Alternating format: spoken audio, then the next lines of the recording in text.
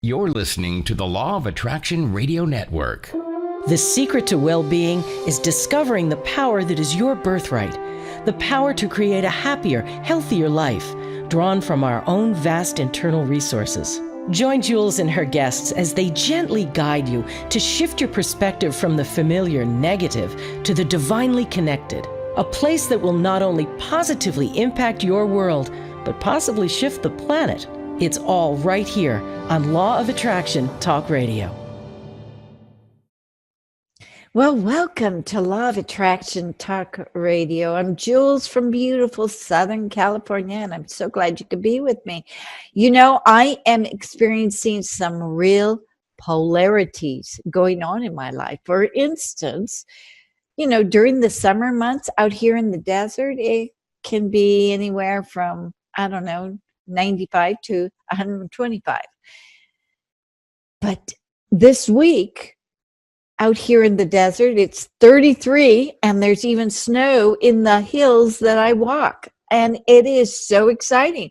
So I get to go walking out in 33-degree weather. Oh my goodness. It is a bit of a challenge that I'm not used to. But I do love living in paradise. And I got to tell you, I have manifested paradise. And I'm so thrilled. Anyway, I'm glad you're with us because we have a very, very informative show. And Dr. Andrew Hahn is here to tell us all about the traumas that you have experienced, perhaps in this life, but maybe even in past lives or within the DNA or ancestors or whatever. It's really something to discover your true story.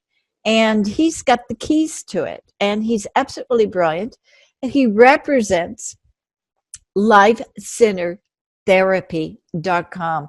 Oh my goodness. It is mind-blowing, the things that they do there.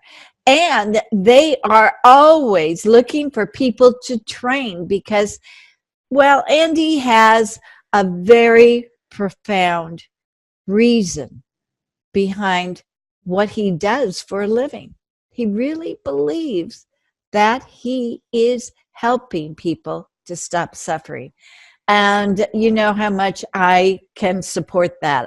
I'm a firm believer, and he's doing it. And you're going to be really happy to learn how he does it. And perhaps you may even want to go and experience the training so that you can help people from stopping their suffering as well. So it's really, really powerful. I think you're really going to enjoy the show today. Before we bring out Andy, though, I would like to talk about this upcoming cruise that you do not want to miss. Oh my goodness. We've got people flying in from all over the world, and it's going to be magnificent. We have got 9 incredible workshops that's going to blow your mind. They're all different. There's going to be channeling. There's going to be the Myro system, which I'm so excited to learn about. There's going to be Constance Arnold relationships, and then we're going to learn about the real basics of the law of attraction. So many things that we're going to be learning on this cruise, especially health and what we can do about it. So I want you to go to LOARadioNetwork.com/LOA-cruise and check it out. You know, for the price of what you're getting on this cruise, 5-night cruise out of New Orleans, I got to tell you, this is a great, great way to have a week-long therapy session, a week-long session on how to make the most out of the law of attraction. So I hope you'll join us. We're going to have fun, fun, fun. Anyway, with that, let's listen to this fast commercial break about the Law of Attraction magazine, which is now featuring our January issue. And it also has our guest doing and talking about his article in there, all about life center therapy. It is a phenomenal group you're going to love, and you're going to want to be a part of their training as well so that you can continue on with work. So in any case, let's go to these fast commercial breaks, and we'll be right back with Andrew Hahn, better known as Andy. We'll be right back. It's here, it's hot, and it's a must read. It's the science behind The Law of Attraction magazine. Every issue brings you great articles and in-depth how-tos from all your favorite Law of Attraction experts, authors, scientists, and medical professionals. Go to lawofattractionmagazine.net. That's lawofattractionmagazine.net. Well, welcome, Andy, to Law of Attraction Talk Radio. I am thrilled to have you on the show today. I am thrilled that you invited me to be on the show today, and I'm thrilled to be here and to have this opportunity to share something that is very dear to my heart and hopefully of great use to people. I believe it is going to be a great service to people. So I think this show is so important for everyone to really listen to and grasp.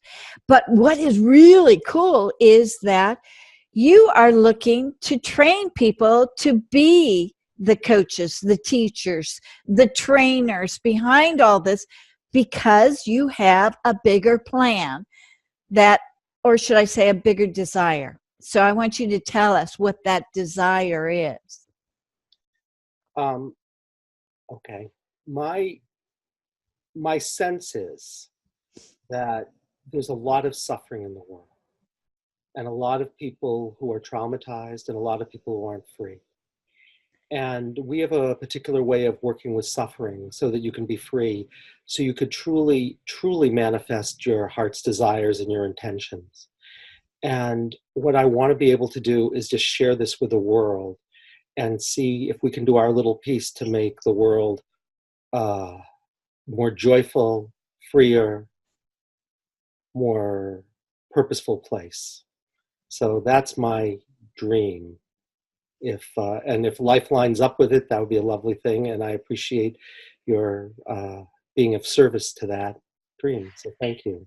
Well, my pleasure, because I think this is the forum where all of my listeners are very much into starting careers in which they can be of service to others. That's the most important thing, and the commonality that I have found over these 12 years of broadcasting is that I have the best listeners and the people who are really interested in what you have to offer.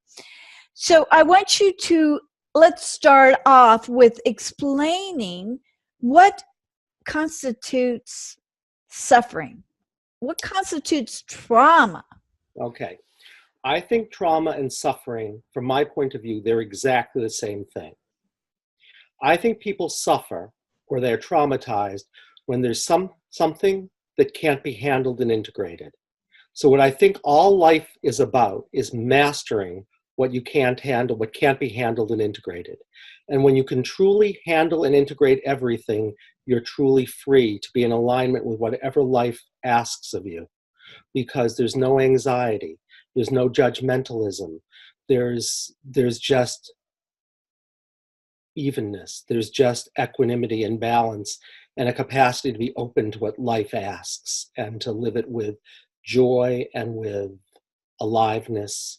And so here's what I would say. People suffer. When I say they suffer because there's something they can't handle and integrate. Here's what I mean. Let's suppose I have someone in my office, right? And a car backfires and suddenly he has a panic attack, right?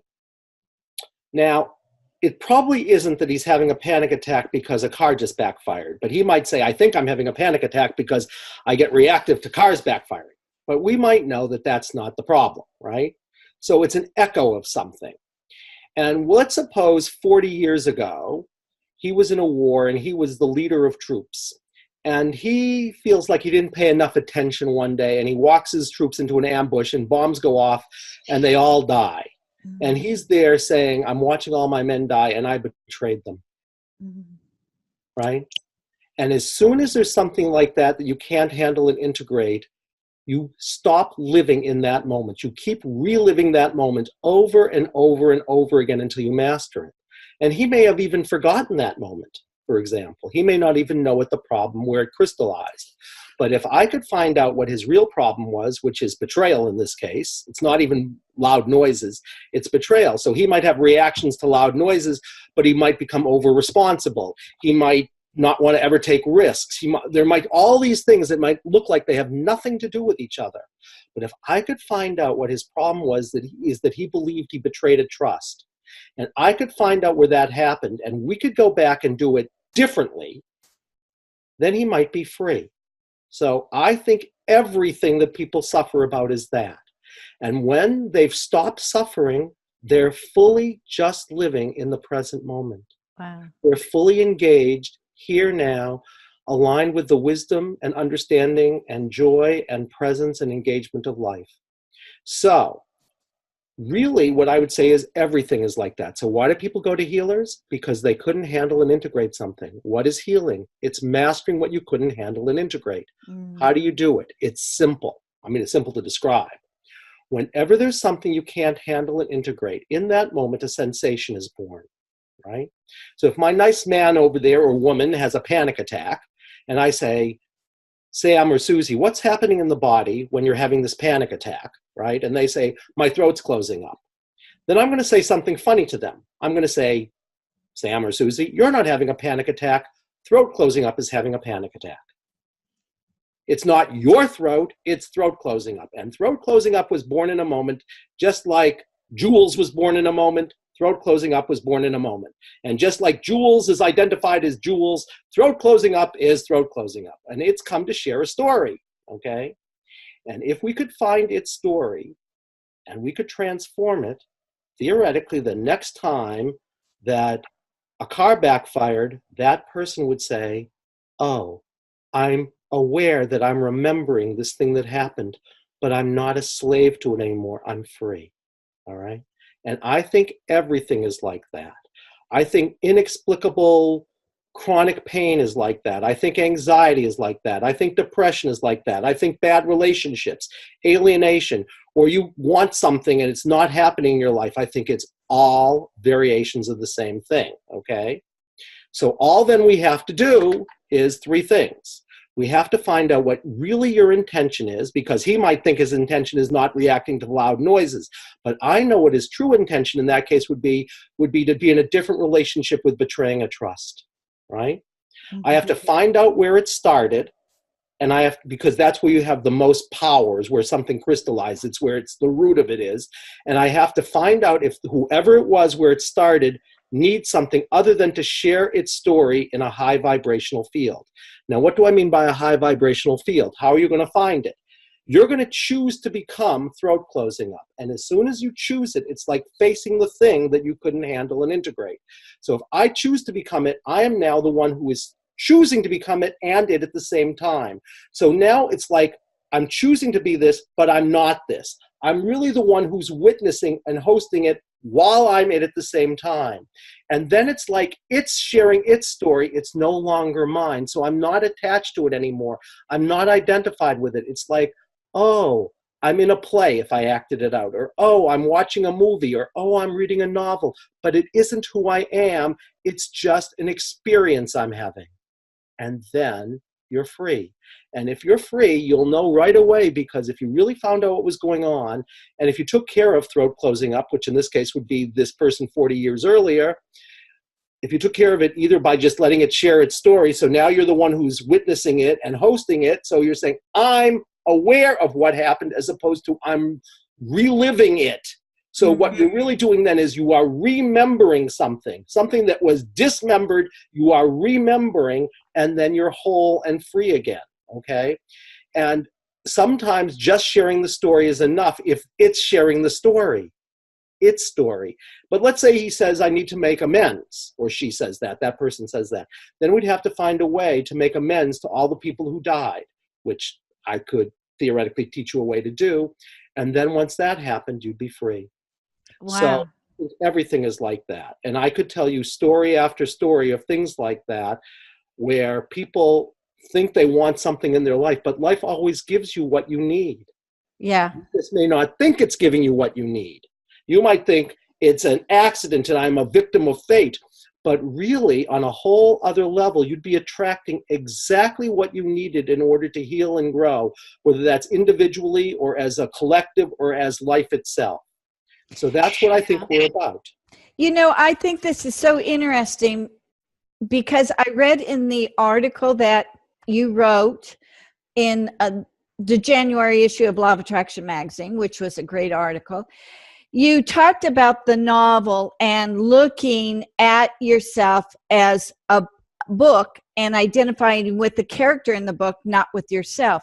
But I think it also has to do with cellular memory, because often with traumas, it's so hard to go back that it's like you kind of forget, isn't it?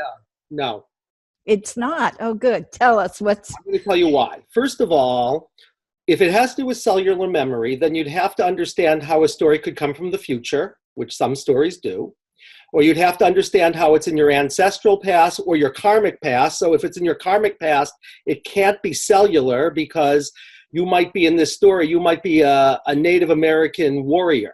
So it'd be hard to say that was cellular. So what I want to say to you is it's in your energetic field. And I think cellular memory is a manifestation of an energetic. Energetics are more powerful than matter. So let's suppose, I'll give you a different example, and then we'd have to say, how could this be cellular memory? Okay, we had a woman, this is a great story for law of attraction, okay?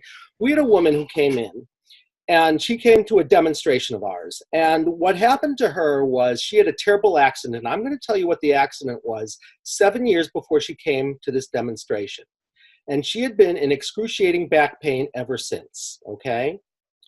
And she was sure that the reason for her back pain was the accident. Well, I use a process called kinesiology or muscle testing, and I asked if the problem was a physical trauma, and it said it was not, it was energetic.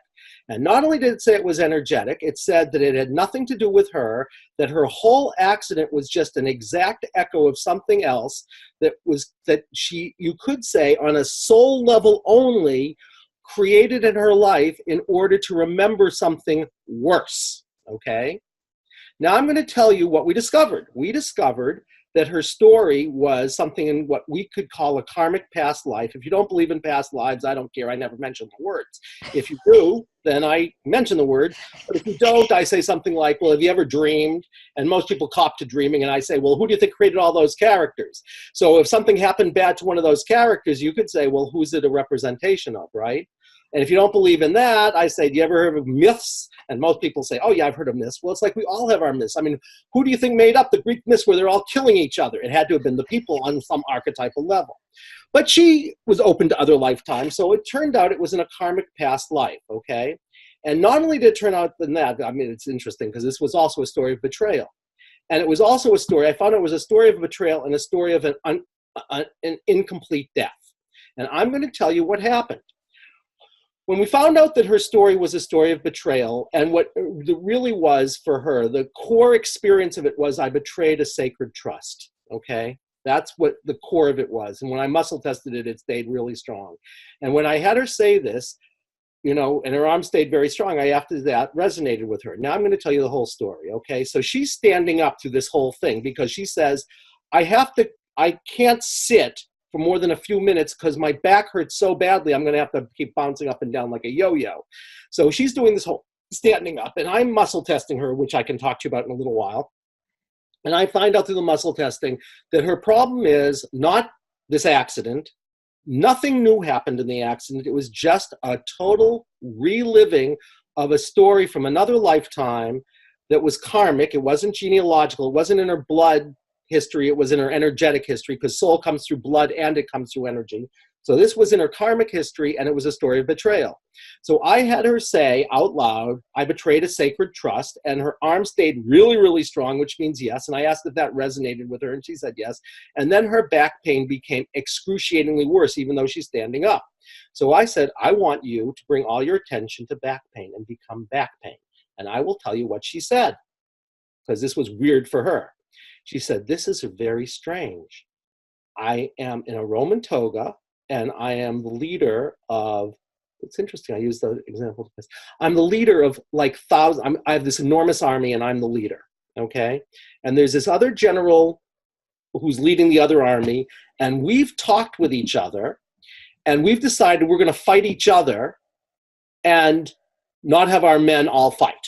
And that whoever wins, the other side's men have to become slaves of the other general, the other leader, okay? So she, as he, goes back to his army and says, I got this, right? Kind of nonchalant and a little bit arrogant.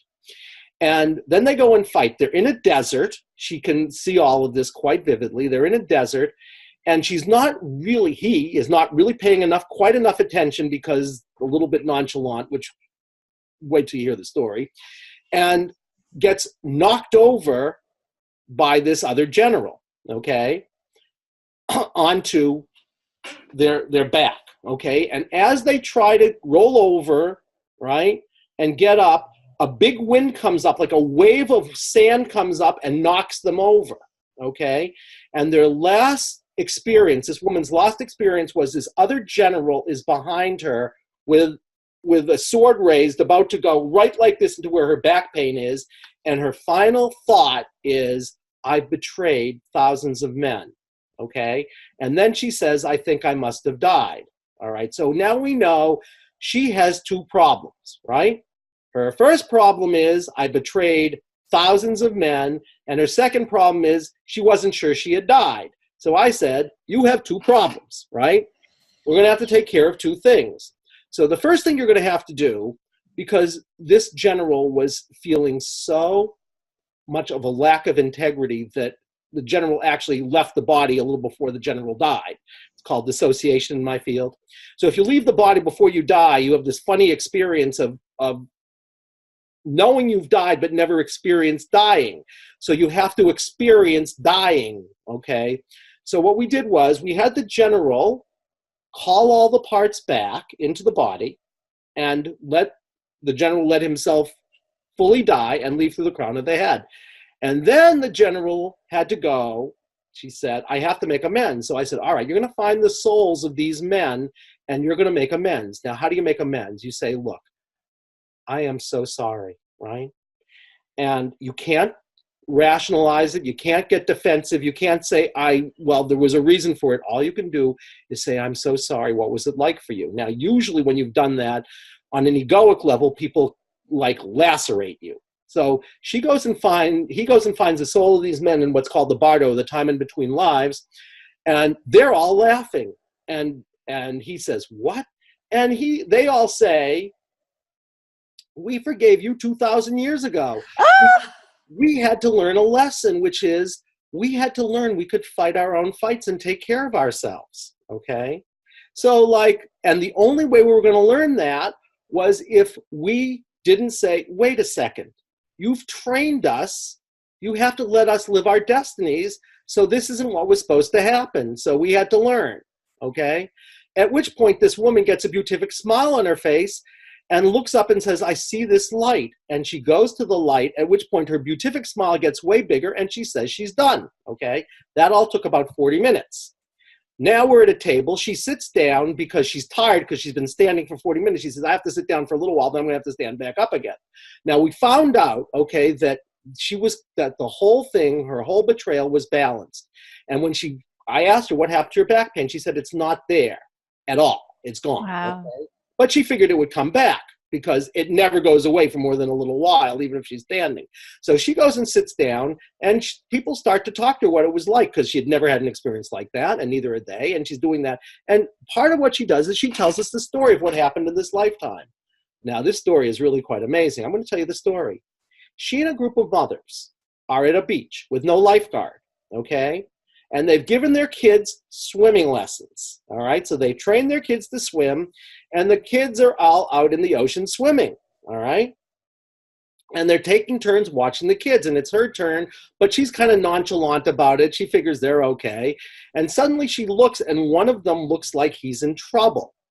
So she races out into the ocean, right, and trying to save this kid who she thinks is in trouble, gets knocked over by a wave and hits her back on a rock right where the story was she was stabbed, okay?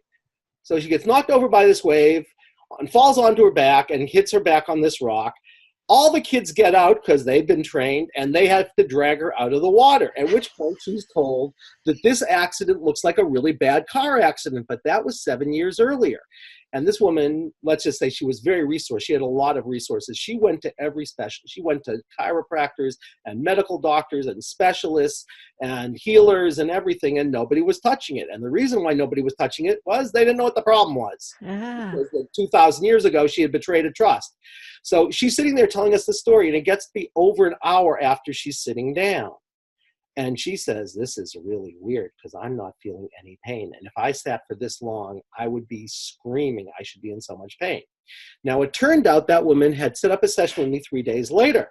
And she came and she said, 3 days later, I still don't feel any pain, but there's other things I can work on, particularly my over-responsibility and how it is that I feel. I mean, she was, anyway. So we do that, and she makes a session for a month after that. And she calls me 3 days before, and she says, I'm not coming in because I haven't felt one bit of pain since.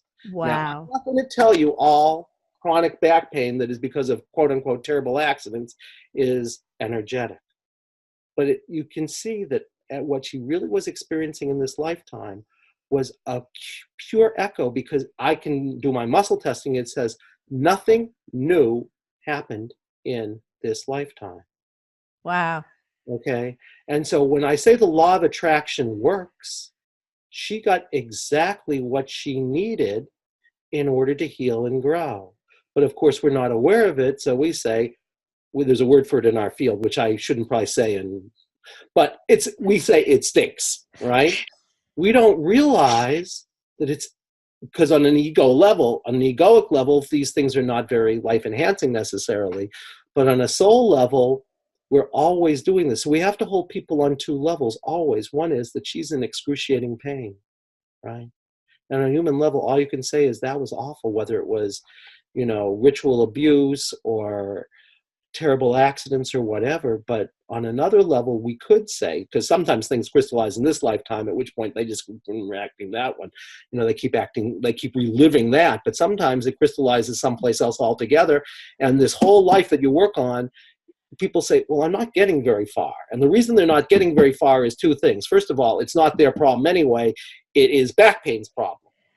Back pain is the one who had the problem, not you. So I can't ask you because you don't know. Because if you knew and you knew what to do about it, you wouldn't be coming to see me. So I'm not going to talk to Jules, because if Jules is suffering about something, by definition, she doesn't know what it is, or she doesn't know what to do about it, or else she'd say, I'm done. And if she was done, she'd say, I'm free. And I can say yes to everything. At which point she becomes the living embodiment of the Buddha or the Christ or whatever. And then you can just say yes. I love that. I love that, because people have got to realize it's just not pertaining to this life. It could be from other past lives. That's really important. So whatever is stopping us, it actually can manifest into dis-ease, into health issues. I mean, we need to take another look at those health issues as to what emotionally caused it. Is that correct? Yes, and that's why I would say what I think emotionally causes it is, from our subjective point of view, I think the one thing that causes it is something that can't be handled and integrated. That's it, okay? I think it's when something can't be handled and integrated, it does one of a few things. It either creates a fracturing in a field, it creates a clouding of a sort of center, which is about relationships, or it creates a block in a flow. It's only about energetics. That's why I don't think it's about cellular memory. I think cellular memory is a manifestation of an energetic field. Cellular memory is still dense. right? So if it's about cellular memory, how do you explain the fact that this happened to a Roman soldier? This woman had no Italian blood, right? So it's not cellular memory. Yeah, you're right. It's not ancestral. It could have been ancestral, because sometimes people live out their ancestors' stories, at which point I'll find out it's a genealogical story and something happened to an ancestor 8 generations ago on your mother's side, and we can find what that is and transform that. Or it maybe happened to a lot of your ancestors and you're living out a collective story. And all of those things you can do a diagnosis for and pinpoint it, because you want to find out exactly, you want to laser into exactly what the thing is that couldn't be handled and integrated. So it could be ancestral. It could be karmic. It could be something that happens from another dimension. It could be that you were abducted by a little green person. It could be that somebody in the future put a curse on you. It could be anything. All you have to be able, it's like it could be anything, because life, if you can imagine it, it's possible. So anything can be where something crystallized. Wow. And if you can find out where it is and you can choose to experience it, because when you can't handle and integrate something, you'll have a dense energy. And the dense energy will eventually show up as a symptom that's going to be a clue to the thing that couldn't be handled and integrated. Like in her case, chronic back pain. Life is trying to help her remember, right? Wow. And when you can clicked. Yeah. it just clicks, right? So you are remembering always. Wow. Until you remember who you truly are, at which point you're free. And then what you do is then you open to the law of attraction, but in a totally different way, because you open to it receptively and assertively. Because when you're truly free, you can say yes to everything. And it doesn't matter whether it's ego enhancing or not, because you can just say yes, right? And if it's, if it's abundance, you'll say yes. And if it's being crucified, you'll say yes, right? You'll say yes to whatever life sends to you, because then you'll be in alignment with what life is asking for in order for life to evolve through us. And life evolves through us. And the way you know is you feel a true aliveness, not a pseudo-aliveness, which is about ego, right? Yeah. You can say, oh, I know what I want to do. I want to win the lottery so I can have umbrella drinks. And life might say to you, well, that may be what you think you want, but that may be not what you truly want. Yeah. Right? So it's really about saying, when you get to that place, right, then you just say, okay, life, I'm surrendering to you. That's an active, receptive process. What is enlivening, truly enlivening right now? Now, what enlivens you may not be what your ego would want, but you wouldn't be attached anyway, so who would care, right? Yeah. Right. So you can say, where am I drawn, right? When you say, what's passion? What's my passion? Well, passion's an interesting thing, because in an egoic level, it's what we think it is. It's like, what would make me excited? But what does the word passion really mean? It's interesting, right? The passion of Christ is suffering. Passion means suffering. So if you really open to your passion, it means you can open to everything, right? Wow. So, when Jesus is there as an exemplar saying, why hast thou forsaken me, right? You could say as an exemplar, he's still not handling and integrating something. Okay, but in the law of attraction, right, what is life attracting? It needs a sacrifice. And so Jesus says, I can handle that because I'm not attached. Well, as soon as he becomes Christ, he's there. He's not saying, well, what I really was asking for was abundance and you gave me this. No. Christ says, forgive them because they're blind. But the only way they're going to get to see is if they can, have their hearts touched. And if that means a sacrifice is required right now, NBD. Because they think they're killing me, but, I'm not my body. So what's the big deal? They just don't know yet. Right? Interesting. So the true Wow. law of attraction, from my point of view, is it's like you find out where you're drawn, right? Where am I drawn? If I'm just really open to life. And then what happens, and where you're drawn is either to a yes or to a no. All right. The woman in the thing I'm telling you about, she's drawn to a no. I don't want to have back pain anymore. Or you could say she's drawn to a yes. I want to be free of pain. Right. Right. So she's not where she's drawn right now. But in order to do that, you have to say, okay, I have to be able to become in a different relationship with the thing that I say no to, right? Mm-hmm. So if you become aware, bring your attention to and say yes to something, you'll find out what life is asking. Wow. And then you're free to do what is the normal law of attraction. But the normal law of attraction, which is about a certain kind of mastery, is also developmental. Because in the normal law of attraction, as most people talk about it, it's like something, it's something that enlivens us on an egoic level, right? Most of us wouldn't say, oh, the law of attraction says, it's a good day to die and be crucified, but that's what life is asking for, so I can say yes to that, right? Because that's about an inner kind of mastery of the law of attraction, I think. So I think there's two levels of the law of attraction. And on the first level, what it does for us is it gives us unaware what we're asking for, right? Mm-hmm. She wasn't aware that on one level she needed something. And it's not that she created it either. Because if you say she created it, then you're talking egoically, and then what you do is you blame the victim and say, you know what? If you had only paid more attention to not having back pain, you wouldn't have had back pain. At which point I would say, I don't think so. She still would have had back pain. Because, why? She really needed it on one level, but it's not she as an ego that needed it. It's not like she was like not doing the law of attraction right, and if she'd only done it better, she wouldn't have had back pain. No. She's doing it perfectly on one level, as long as we're talking on a soul level and not an ego level. Because if you say it on an ego level and that understanding of law of attraction, you'd say, well, if you tried harder, you wouldn't have had back pain. At which point now she has two problems. One is she's stuck in a story of betrayal, and now she feels like a piece of shit. That's a technical, right? Yeah, right.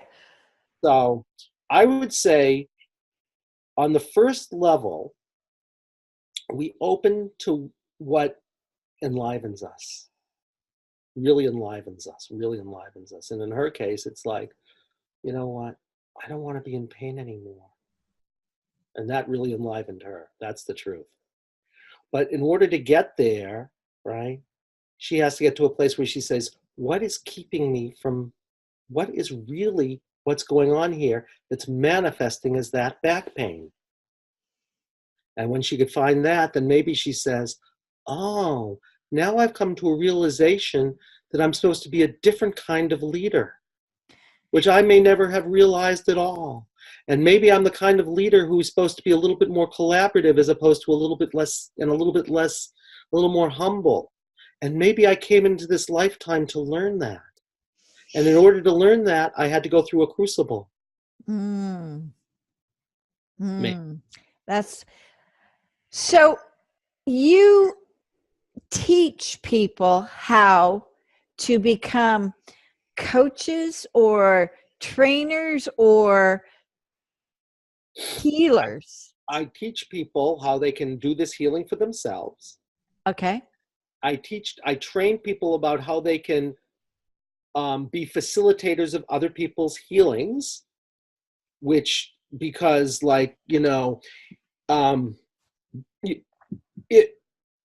you have to know certain things. If you want to qualify yourself to sit with somebody, you have to open to some very strange possibilities and be comfortable with everything, right? And you have to know what to do with those strange possibilities. And mainly what you need to do is you need to know that everything is part of the process, everything. And everything is literal. And you have to listen in a way that says, I'm really listening to you because you're always telling your story. And I'm not here to give you advice. I'm here to listen so deeply that I hear what you're really saying, even if you're not listening. Wow. I love that. Okay. So we teach people how to do that. And then we have to teach them how to deal with certain things because, let's suppose it's a story of a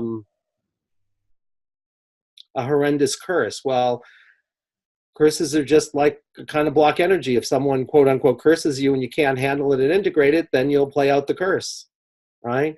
Or, so you have to open to anything that could happen. Anything you can imagine is a possibility, right? So you train people to help listen and experiencing through listening so that they can give feedback. No feedback. No feedback. I mean, sometimes feedback, but feedback is, what I do is I train people to, it's like what I train people in is it's like we're mapping the universe in terms of stories where people get stuck. What I train people in is a way of understanding life and the universe as best I understand it now, which I just told you a little bit about my ideas about life, right? Yeah. Right. So I have a certain kind of way of understanding life, which doesn't make it the truth. It just makes it a way that I think, makes some sense in terms of why people get stuck. So I train people in that framework, and then I train people about all the places you get stuck. So let's suppose, for example, in that case, right, she says, I think I must have died. Well, then you have to know a way to help them go through a death process, maybe, if they don't know how to do it. So I teach you how to do that. Wow. Or let's suppose there's some kind of acupressure intervention. So I teach you a simple process of like finding out what the deepest intention is and finding out where people are stuck, and then how to focus in the body sensations. And then I teach you a lot of interventions and practices. If you bring your attention to that body sensation and you let it share its story, if that isn't enough, right? So on one level, it's really simple. All I would say to you is, whenever you have anything that's a discomfort, just instead of trying to take a pill and saying, I'm going to get rid of it, say, what have you come to share with me? That's the simplest thing. But if it doesn't occur to you that what has come to share with you of a story of betrayal, 2,000 years ago in ancient Rome, then you might not open to that. So I have to train you and say, look at all these different possibilities, right, of where you could get stuck. And then I teach you like a way of like saying, I can sit with you without getting in the way, but being just present with you fully, with all of my open-mindedness and open-heartedness, and being fully engaged with you. So I'm fully present with you. And then life is about saying yes, right? Wow. I love this. I just tell people, just say, just say yes to whatever you discover. So everyone is like a book, and you're just having the people that you're training to read the book. Exactly. And what I think is everyone is like not just one book. I think everybody's like a library. I think we're like a collective of Wow. books, or we're a collective of beings. And you just happen to be one of the beings, Jules, in a collective called the soul that is right now manifesting as Jules. And if you talk about it in terms of Akashic records, you could talk about it in terms of books. But what are the books really? The books are living beings, and they could be anything. They could be a mountain. They could be a little green woman. They could be a bird. They could be a Native American Indian. They could be Jules at age 4. They could be Jules' great-great-grandmother on her father's side. They could be Jules at age 102 in this lifetime, with that possibility. They could be who Jules is going to be 50,000 years from now as a possibility. It's like this big collective that is this community.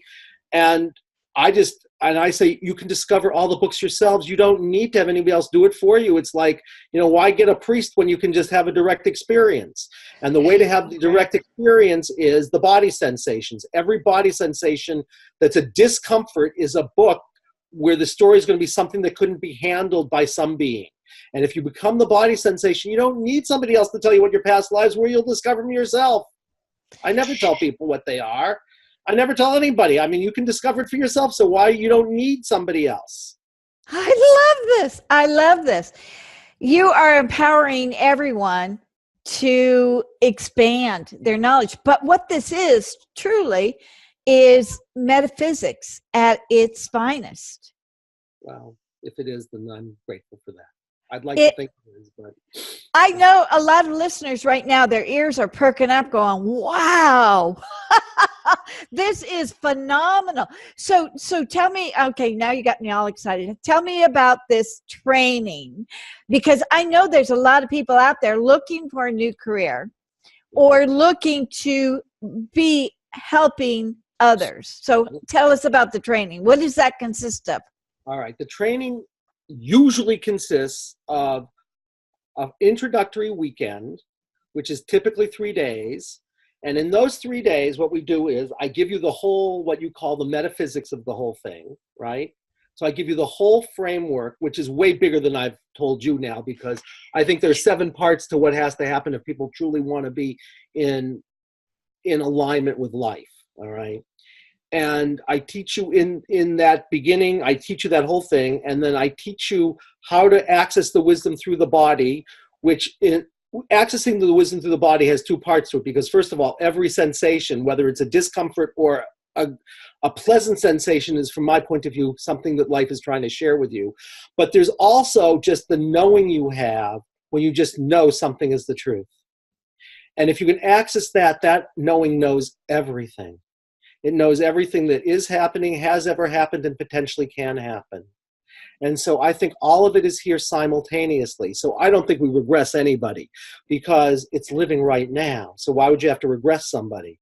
When I say become the body sensation, it's here right now, right? So like, but it's all here right now. All that is here right now. And the way you know it is there are levels of wisdom. So I teach people how to do kinesiology. But the way I explain kinesiology, if you don't know it, it's called muscle testing also. The way I explain it is that there are 3 levels of wisdom you have. There are actually 4. So there's the wisdom of the conscious mind. That's what you can tell me. I say, Jules, what's your name? You say, I can figure that out. My name's Jules. I say, Jules, how much is 2 + 2? You say, I can figure that out. It's 4. I say, Jules, how come you're anxious and what should you do about it? You'd say, if I knew that, I wouldn't be coming to see you. So we know the wisdom of the conscious mind is very limited. We'll give it the power of 1, right? Then there's a second level. I'll go through this fast. I'm going to go back to the training, but we teach people about this and I show you how to do it. Then there's the wisdom of the unconscious mind. And the wisdom of the unconscious mind is Jules has a dream and Jules says, what the heck was that? Or Jules has a vision, or Jules says something, said, I didn't mean to say that. So it's either deeper wisdom or it doesn't exist. And I think it's much deeper. So I think all of those synchronicities or dreams or whatever, it's like letters from your soul. So I think if the first one has the power of 1, the conscious mind, I think the wisdom of the unconscious mind has the power of the speed of light. Then there's a 3rd level, and the 3rd level of wisdom has a lot of good names in Aboriginal cultures and in the East, right? So if you're in China, it's called Qi, like in Tai Chi. Yeah. Right? If you're in Japan, it's called Ki, like Reiki. If you're in India, it's called Prana or Shakti. Okay, we don't have a word for it because we're, the Renaissance, materialistic West. So the most we can say is it's the wisdom and energy that animates us and also our deepest intuitive knowing. So it's an interesting thing. Our life force and our deepest knowing are the same thing, and you can know it in 2 ways. One way you can know it is if you just know something is the truth, right? You just know it. You don't figure it out. You don't even have an emotion about it. You just know it. So let's say you're going along, Jules, and suddenly you have this idea, I'm supposed to be like this podcast host. And people say, you're crazy. And you say, well, maybe I'm crazy, but I know it's true for me, so I'm going to do it anyway. And you're probably right, I'm crazy, but I know it's right for me. It's my truth. It doesn't make it the truth. It's my truth, okay? Right. Here's the second way you know about it. And then this is why it's really kind of cool. It's the same knowing that, let's suppose, Jewel, God forbid, you have a child, right? And it's a toddler. And a car rolls over that toddler. And you have to pick that car up. You have to do it. And suddenly Jules is picking up a 2,000-pound car. Why is that? Did she figure out she could do it? No. Did she have an emotion she could do it? No. She just said, I just knew I could do it. And very small women pick up very large cars. Fathers do it too. And it's not because of adrenaline. It's because they access the part of them that is so powerful that if the conscious mind has the power of 1, that level of knowing has the power of the speed of light squared. It's who we truly are. It's pure energy. It's not exactly who we truly are, but it's close. And that level is so strong. And when you're in alignment with the truth, not the egoic truth, when you're in alignment with the truth, right? When you say something or do something that's true, if you're like virtually everybody on the planet, you literally get stronger. And if you say or do something that isn't true, you get weaker. And so what I do is I just say we're going to access that level. And then we're going to start asking questions. And I could ask any question I wanted, and so could you. And I could ask it in Swahili, even if you didn't know Swahili, and you would still give me an answer because that part knows everything. Wow. And it knows, it has access to everything because that part is holographic. So, I mean, where it's like I can explain it to you. I mean, you know holograms. You know holograms? Yeah. Well, it's a very interesting thing, right? If you have a holographic plate and you break it into 3 trillion pieces, right? Each of them looks different on the surface, right? But in the template, in the blueprint, each of them holds the whole universe as it's evolving. And I think we're like little pieces of holograms, or we're like cells in a body. Each cell, it's very interesting. We have about 3 trillion cells. Each one is, you can't find 2 that are the same, biologists have told me, but we know in the blueprint or the template, they're all exactly the same. And I think what we are, you could say, mystical cells in a mystical body called the evolution of life. So that means each of us is life. It means your life. It means everyone you come into contact with is life. And it means each of us is in relationship to life. Just like our cells are in relationship to us. But we know you could take one cell and clone the whole body if you had enough information. And I think that's who we are. And it's not that information, by the way, travels, right? Because it's all happening simultaneously. That's why you could ask a question that was 50 billion light years away, and if you had a way of accessing it, right, if you could check out what was there, you could have that information simultaneously, because it's not traveling, it's here right now. That's why when you clone a cell, I'm not going to clone you as one cell. I'm going to clone Jules as she's evolving right in this present moment from one cell. And that's who we are, right? Wow. So you can access all of that. And then it can say, okay, what do you need to do? Do you need to discover what you're passionate about? Do you know what you're passionate about, but are you blocked? Do you know how to get rid of your block, but you need to master something? And if it's outer mastery, that's typically what people call the law of attraction, right? Or is it about inner mastery, which is about being able to say, I can open to passion, which means I can open to everything? Is it about creating more energy? Is it about becoming more mature? Is it about opening to all perspective? Is it about knowing you are all those perspectives? And we can ask anything, except for the fact that most people who come to healers, they typically are coming because they know they want something. It may be a symptom of something like, the woman who has back pain. That's not what she really wanted. What she really needed to do was take care of betrayal. Yeah. But some people do know what they want. And then what we do in the training, in the beginning of the training, is we teach you this whole framework in a much more elegant way than this. We give you a simple protocol that is 5 steps that you do over and over and over again, which is you find out why people are truly here, the most important reason. And if you're in the beginning, we teach you how to get rid of stuckness. So we help you find out their truest intention, where they're stuck. We teach you how to talk with body sensations, because I'm not interested in talking to Jules, because Jules doesn't know, right? And to help that person go on a journey wherever they need to go, because they're just going as the body sensation, which is why I don't think anyone can ever get re-traumatized, which is not what people in my field believe. But they think you're regressing someone to age 2 when they're being ritually abused. But I don't think you're regressing anybody, because it's happening right now. Wow. All you have to do is be the one who's saying, oh, that's what happened. Right? And we teach you how to do that. And then we teach you all these practices and interventions if they need some more. Like they might say, I need that, but I also needed someone to hold my head because I'm feeling so much stress. So I'm going to have the best mother in the world. And I teach you how to do practices around stress, or practices around anger, or practices around forgiveness, or all these things. And then we have you practice with a lot of mentoring. And that's the first weekend. It stands alone. And then what I do over the course of 3 more weekends is I teach you how to deal with all of these sort of universal patterns, right? So if you have, you believe something that isn't true, so you have a trauma to what's called the headset. Or if you won't let yourself feel some feelings and you're not a choice about expression, you have a trauma to the heart. If you have a boundary issue, right, you don't get to choose what goes in and what goes out, you have a boundary to the belly, and boundary trauma. What about addictions? Can that help addictions? Of course, and you can help anything. But what you have to do is you have to find out what the addiction is. So the addiction can be a lot of things, right? Because what can an addiction be? An addiction could be a reenactment, a remembering of a story, right? It could be a way you're protecting yourself from feeling a fear. So I have a whole way of training people about how to deal with addictions that, has many different aspects to it, because sometimes one thing that you think is one addiction can have 15 different layers. And I'll train you how to do all those things if you need to, because sometimes it's like the addiction is serving you in some way. Sometimes the addiction takes on a life of its own, at which point you have to do something not about the reason you had the addiction, but the addiction itself, because it becomes habituated or it becomes ritualized or something. So you have to know all of those different possibilities if you want to work with an addiction, right?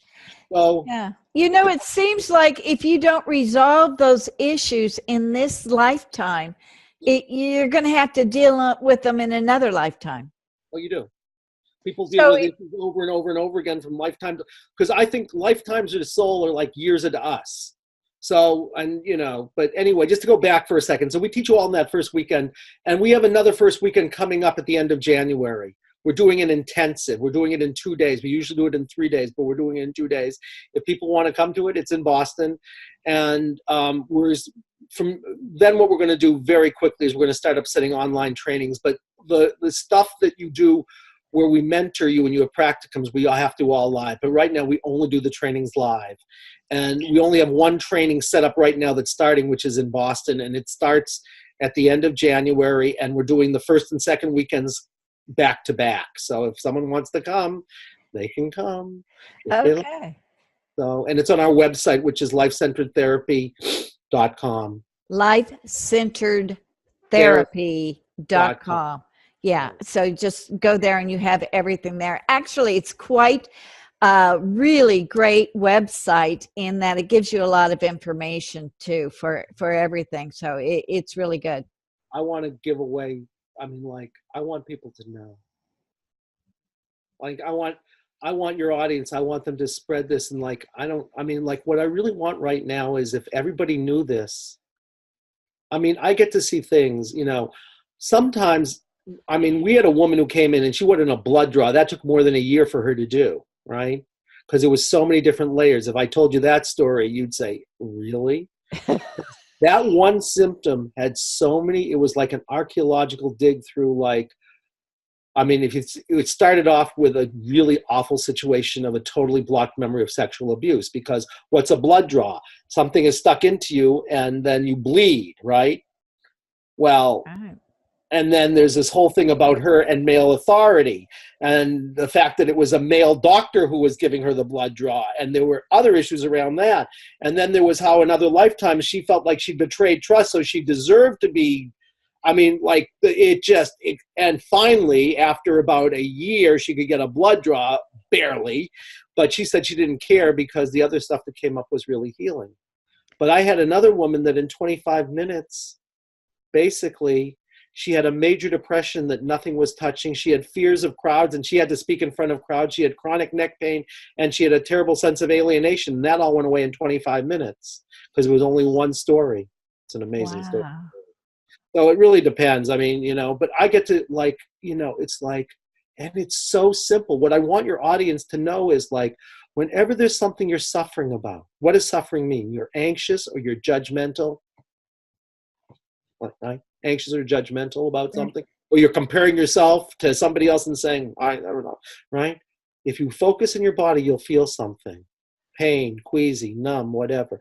Bring all your attention there and say, what have you come to share about whatever you're anxious about? Now, let's suppose you have pain, right? Right. I think all discomfort is simply something that couldn't be handled and integrated. So when you get a headache, what I'd say to you is, before you take a pill and say, I hate your fucking guts, because like that's like talking to an aspect of yourself and saying, I hate myself. Say, before you do that, say, headache, what have you come to share with me? And just become headache. Just, if not like, I think I know what headache is saying, because then it's still Jules trying to analyze headache. Now, Jules, if I said to our dear Mr. Von Prague over there, what's going on with Jules? Jules be saying, I'm sitting here. Why are you talking to him? I know he's really good at this stuff, but like, why don't you talk to me? And I'd say the same thing about headache. I'm not interested in Jules' understanding of headache. I'm interested in headaches, what headache has come to share to, with, and through Jules. So become headache and say, what have you come to share? For 30 seconds. And the world might open up to you. Wow. So interesting. That is simple what I do. But then, if it never occurred to you that what happened to you was, an alien stuck an implant into your ear because you didn't want to hear something, and that's why you have tinnitus, you might go a long way and spend an awful lot of money, but you could just say to the alien, oh, thank you so much. I was grateful for that, but could you please melt the rod? That's a true story from my I do this with a partner who's amazing. Her name is Joni, and she did that with her husband, who was an engineer, and wouldn't necessarily believe that the likelihood of his tinnitus being, an extraterrestrial implant, whatever you want to understand about that. And if you don't believe it literally, well, you could say, did it ever feel like something else sort of like did something to you that sort of affected you a lot? Because I mean, they're all of these things have themes to them. Yeah.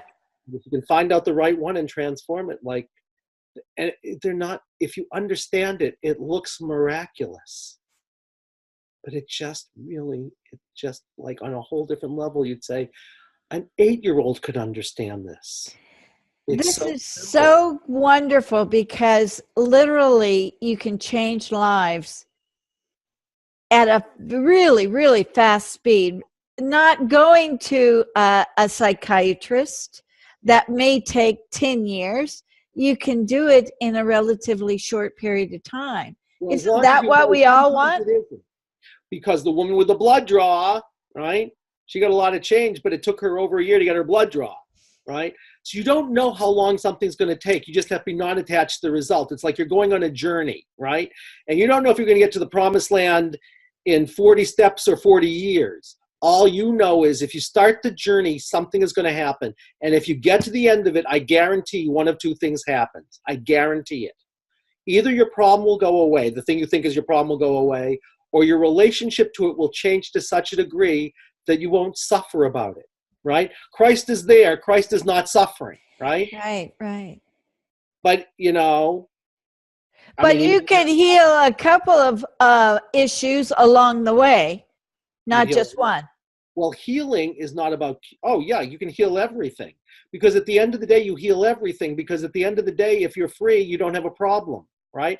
If you came and said, Jules, Jules, you come, Andy, I don't ever want to die in this lifetime. Well, I couldn't guarantee you wouldn't die. But if you stuck around long enough, I might be able to say to you, you won't be afraid of dying.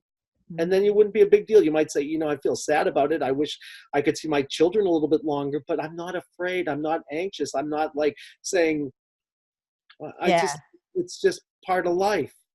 And when you can get to everything as part of life, then you don't have a problem. Yeah. Wow. This is so fascinating. This is wonderful. So they need to go to lifecentertherapy.com. Right. Go there and find out the information. So you do give the trainings that people can heal themselves, or they could go out and become. They can become facilitators of this. Basically, in 1 year, we teach you how do you release blocks. That takes a year. Oh, wow. Because I teach you how to deal with all these different possibilities. So let's suppose you have a story where a dark energy took you over, right? Right. It felt demonic to you. Well, it's not a big deal. It's just another story. But if it, I have to teach you, what might you do if a dark energy took you over, right? Whether you believe in that or not. And if you don't believe in it, you might want to open to the possibility because it happens. I could tell you some very strange stories about. Yeah, I can believe it now. Yeah, I mean, stories like I think the reasons that a lot of people are in prisons are because you want to hear a little story about this that's really amazing. Yeah. I'll tell you 2 stories about it. If you can tell me, I mean, I'll stop whenever you want, but let me tell you the first one. I have a colleague, a very grounded heterosexual woman who was about in her late 50s, okay? And she came into me and she said, Andy, you have to help me out here because I'm seeing these little girls that are prepubescent and I'm thinking I'm having very lascivious, I won't tell you exactly what she said, but it was very graphic. And she said, I'm having very lascivious thoughts about these little girls. And it makes no sense because I'm not attracted to girls, right? And and this woman is she's very oriented towards power over, okay? Yeah. And very, saying we should all be empowered. And she's there thinking it's taking me everything I can not to go out into these streets and ogle these girls, okay? She said, you have to help me out. This has been going on for about a month. And she said, nothing happened a month ago. So I don't know what's happening. So I don't know if I'm remembering something from another lifetime or what it is, but I have to find out. Could you please help? And I said, sure. I exchanged with this person. So what we found out is something did happen a month ago. You know what happened? We found out because she said, nothing happened. I went and visited my mother, but I visited my mother before. She said, nothing happened, right? What we found out was this. That's why I'm going to tell you about strange energies, okay? She was in a relationship with a policeman, and the policeman was in the vice squad, essentially, and they were tracking down some pedophiles. And I recall this story. This took place a long time ago. The policeman and the pedophile sort of got pushed together, like they had some kind of interchange. And then my colleague had intercourse with her lover. And what happened is, whatever you want to think about this, but I will tell you this person is very sane. When she had intercourse, that energy which had gotten into her lover's field entered her, because if you want to be a woman and get open, the best way to do it is let someone literally inside of you. And that got inside of her. And like she had no sense that that was what was going on. So she had this thing, and that energy had taken her over and was like putting these very strange experiences into her being. I said, okay, we know what's happening here. And the way you typically transform a dark energy like that is with a vibration. Light, what is each color of light? It's like, you could say it's the face of the divine, right? Or sound, each pure sound is an aspect of the divine. So we found out what it was. We found out exactly what happened, and she transformed it with light, and it all went away. And we're thinking, like, if we could get into prisons, because like, I'm telling you, now there are a lot of reasons people end up in prisons that have to do a lot of horrendous systemic things, but there are other reasons that people get there. She said, if my ego structure wasn't stronger, I want you to know I'd be in jail right now as a pedophile. Oh my goodness. I'm a woman, and I'm not attracted to girls, and I've been a social worker for like 30 something years, and she's very, whatever else you want to say about this woman, very sort of grounded, right? Very strong ego in a lot of ways. She said, and I think people end up in psychiatric institutions, and they're called psychotic. And I could tell you a story about like that would make that one, the one I just told you, sound tame. Oh my goodness. And I'm not telling you that all psychosis is being taken over by dark energies, but like people think it's, genetics, or they think it's trauma. And I don't think that that's necessarily what it is. I think a lot of the reasons that people have psychotic, quote unquote, episodes is because of things that are non-material. But we don't think about that stuff in our worlds. We think about other stuff. And we say, oh, they're crazy. But I don't think anything's crazy. I think everything makes sense. You just have to find the sense it makes. Isn't that amazing? And I know that's coming up more and more in the world today. We're even seeing it in the news, pedophilia and everything. So now you really got to stop and think, what really is going on? Well, I think a lot of things are going on, and a lot of it has to do with like a culture that's really traumatized, and a world that's been really traumatized, and relationships between men and women that have been really traumatized, and all kinds of other things. But one of the things that's going on is things that we never think about. Nor do we really want to think about, too. Well, here's the choice. We can not think about them and live them, or we can think about them and maybe be in a different relationship. Wow. Yeah, so true. We are all out of time, but I've got to have you back on so we can continue on. This is really fascinating. And I know that people are going to be very interested in everything you just said. So again, I want to send everybody to life-centered-therapy.com. I mean, some of your old listeners, if they're old listeners, they know about us. We used to be guidedselfhealing.org. So if people have heard, because a lot of people have heard of us, and Guided Self Healing, we just changed our name. We're just changing our name right now from Guided Self Healing. So we used to be guidedselfhealing.org. We are now changing to lifecenteredtherapy.com as we speak. Oh, good. In January, of 2019, which is so exciting. Yeah, here we are. All right. Well, thank you so much, Andy. I so thank you for bringing this to our attention and what we can do. Thank you so much. And I'd be happy to come back, and I'd be happy to do sessions too with people if they want to. I can do sessions like, I can do them remotely. We all can do them remotely because I can do the muscle testing remotely if I have to. And so we work with people all over the world. So people can heal with us wherever they are if they want to. And I have a lot of people who are trained. So if you want it, just, you can contact us and we will get to you somehow or other. But really, if you want to learn how to do this, I would be profoundly grateful if you want to learn how, because we need people who can do this. Yeah, more people who know how to do it. We could change the world. I think this is wonderful. Me too. Good place to be in January 2019. Thank you. Thank you so much for joining us. We'll be back next week with another great show from Law of Attraction Talk Radio. If you'd like to comment on tonight's show, send an email to jules@loaradionetwork.com and have a great week.